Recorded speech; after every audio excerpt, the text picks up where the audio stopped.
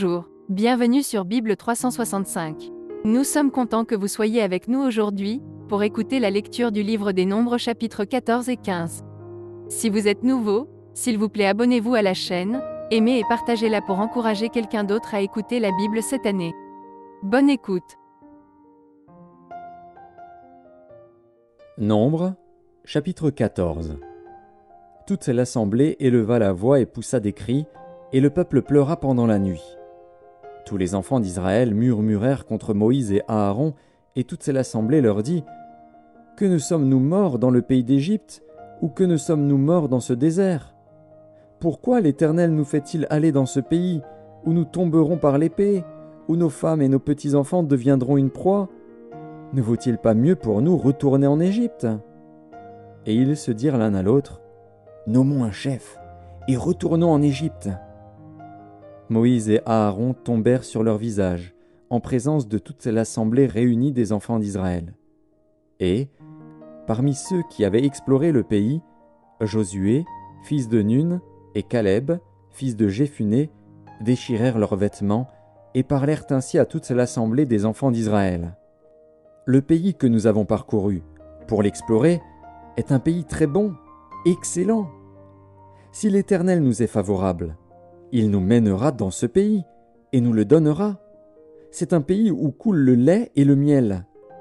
Seulement, ne soyez point rebelles contre l'Éternel et ne craignez point les gens de ce pays, car ils nous serviront de pâture. Ils n'ont plus d'ombrage pour les couvrir. L'Éternel est avec nous, ne les craignez point. » Toute l'assemblée parlait de les lapider lorsque la gloire de l'Éternel apparut sur la tente d'assignation devant tous les enfants d'Israël. Et l'Éternel dit à Moïse : « Jusqu'à quand ce peuple me méprisera-t-il ? Jusqu'à quand ne croira-t-il pas en moi, malgré tous les prodiges que j'ai faits au milieu de lui ? Je le frapperai par la peste, et je le détruirai.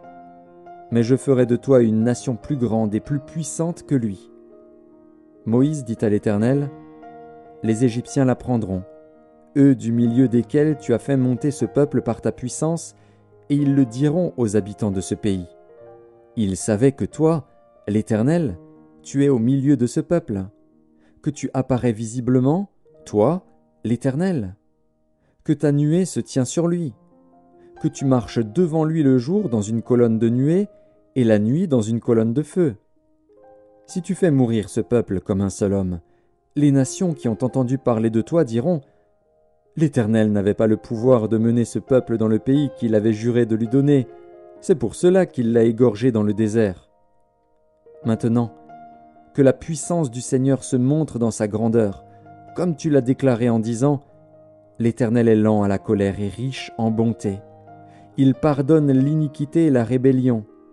Mais il ne tient point le coupable pour innocent, et il punit l'iniquité des pères sur les enfants jusqu'à la 3e et la 4e génération.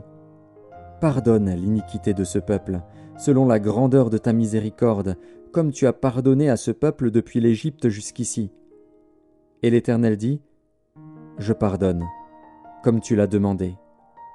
Mais je suis vivant, et la gloire de l'Éternel remplira toute la terre.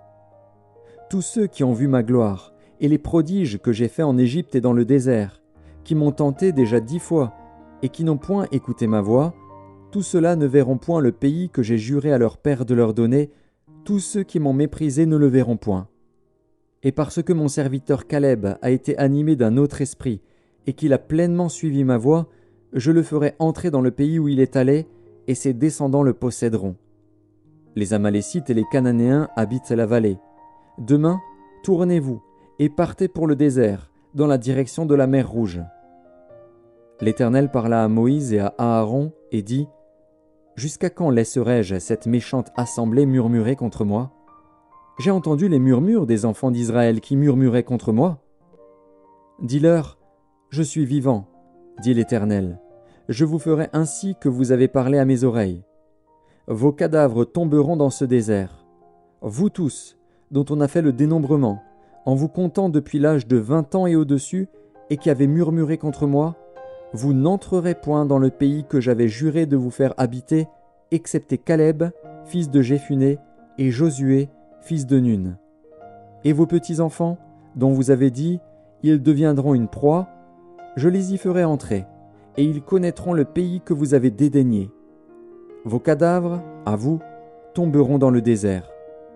Et vos enfants paîtront 40 années dans le désert et porteront la peine de vos infidélités jusqu'à ce que vos cadavres soient tous tombés dans le désert. De même que vous avez mis 40 jours à explorer le pays, vous porterez la peine de vos iniquités 40 années, 1 année pour chaque jour, et vous saurez ce que c'est que d'être privé de ma présence. Moi, l'Éternel, j'ai parlé, et c'est ainsi que je traiterai cette méchante assemblée qui s'est réunie contre moi.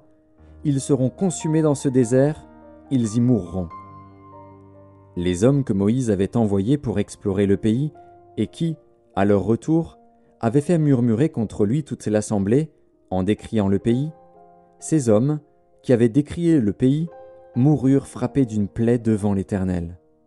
Josué, fils de Nun, et Caleb, fils de Jéphuné, restèrent seuls vivants parmi ces hommes qui étaient allés pour explorer le pays. Moïse rapporta ces choses à tous les enfants d'Israël, et le peuple fut dans une grande désolation.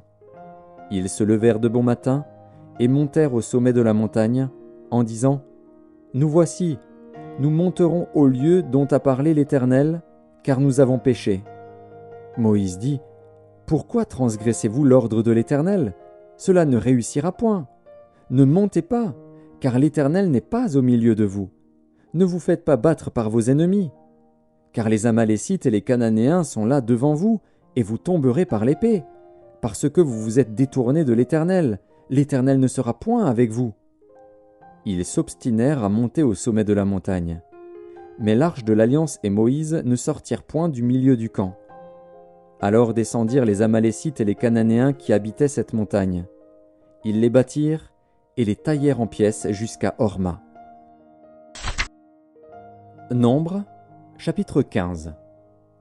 L'Éternel parla à Moïse et dit : Parle aux enfants d'Israël et dis-leur : Quand vous serez entrés dans le pays que je vous donne pour y établir vos demeures, et que vous offrirez à l'Éternel un sacrifice consumé par le feu, soit un holocauste, soit un sacrifice en accomplissement d'un vœu ou en offrande volontaire, ou bien dans vos fêtes, pour produire avec votre gros ou votre menu bétail une agréable odeur à l'Éternel, celui qui fera son offrande à l'Éternel présentera en offrande 1/10 de fleur de farine pétrie dans 1/4 de hin d'huile, et tu feras une libation d'1/4 de hin de vin avec l'holocauste ou le sacrifice pour chaque agneau. Pour un bélier, tu présenteras en offrande 2/10 de fleur de farine pétrie dans 1/3 de hin d'huile, et tu feras une libation d'1/3 de hin de vin comme offrande d'une agréable odeur à l'Éternel. Si tu offres un veau, soit comme holocauste, soit comme sacrifice en accomplissement d'un vœu, ou comme sacrifice d'action de grâce à l'Éternel, on présentera en offrande, avec le veau, 3/10 de fleur de farine pétrie dans 1/2 hin d'huile, et tu feras une libation d'1/2 hin de vin. C'est un sacrifice consumé par le feu, d'une agréable odeur à l'Éternel. On fera ainsi pour chaque bœuf, pour chaque bélier, pour chaque petit des brebis ou des chèvres. Suivant le nombre des victimes, vous ferez ainsi pour chacune d'après leur nombre. Tout indigène fera ces choses ainsi lorsqu'il offrira un sacrifice consumé par le feu, d'une agréable odeur à l'Éternel. Si un étranger séjournant chez vous, ou se trouvant à l'avenir au milieu de vous, offre un sacrifice consumé par le feu, d'une agréable odeur à l'Éternel, il l'offrira de la même manière que vous. Il y aura une seule loi pour toute l'assemblée, pour vous et pour l'étranger en séjour au milieu de vous. Ce sera une loi perpétuelle parmi vos descendants. Il en sera de l'étranger comme de vous, devant l'Éternel. Il y aura une seule loi et une seule ordonnance pour vous et pour l'étranger en séjour parmi vous. L'Éternel parla à Moïse et dit : Parle aux enfants d'Israël et dis-leur : Quand vous serez arrivés dans le pays où je vous ferai entrer, et que vous mangerez du pain de ce pays, vous prélèverez une offrande pour l'Éternel. Vous présenterez par élévation un gâteau, les prémices de votre pâte. Vous le présenterez comme l'offrande qu'on prélève de l'air. Vous prélèverez pour l'Éternel une offrande des prémices de votre pâte dans les temps à venir. Si vous péchez involontairement, en n'observant pas tous ces commandements que l'Éternel a fait connaître à Moïse, tout ce que l'Éternel vous a ordonné par Moïse, depuis le jour où l'Éternel a donné des commandements et plus tard dans les temps à venir.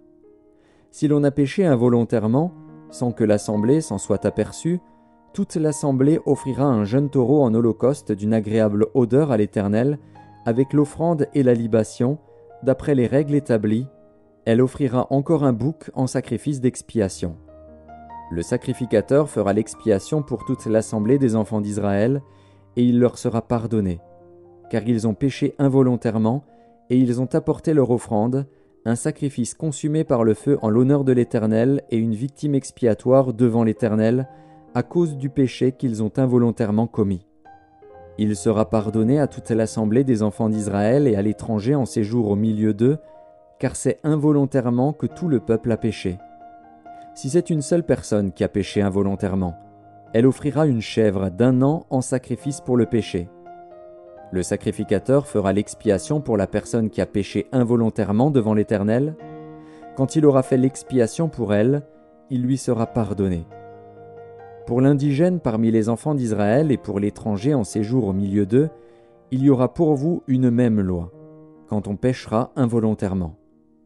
Mais si quelqu'un, indigène ou étranger, agit la main levée, il outrage l'Éternel. Celui-là sera retranché du milieu de son peuple.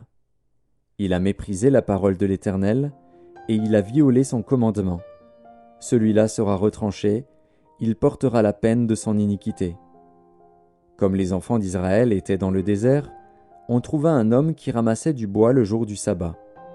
Ceux qui l'avaient trouvé ramassant du bois l'amenèrent à Moïse, à Aaron et à toute l'assemblée. On le mit en prison, car ce qu'on devait lui faire n'avait pas été déclaré.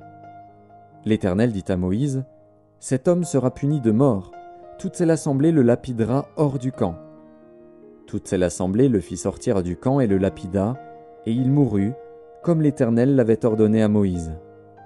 L'Éternel dit à Moïse, « Parle aux enfants d'Israël, et dis-leur qu'ils se fassent, de génération en génération, une frange au bord de leurs vêtements, et qu'ils mettent un cordon bleu sur cette frange du bord de leurs vêtements. Quand vous aurez cette frange, vous la regarderez, et vous vous souviendrez de tous les commandements de l'Éternel pour les mettre en pratique, et vous ne suivrez pas les désirs de vos cœurs et de vos yeux pour vous laisser entraîner à l'infidélité. Vous vous souviendrez ainsi de mes commandements, vous les mettrez en pratique, et vous serez saints pour votre Dieu. Je suis l'Éternel, votre Dieu, qui vous ai fait sortir du pays d'Égypte pour être votre Dieu. Je suis l'Éternel, votre Dieu.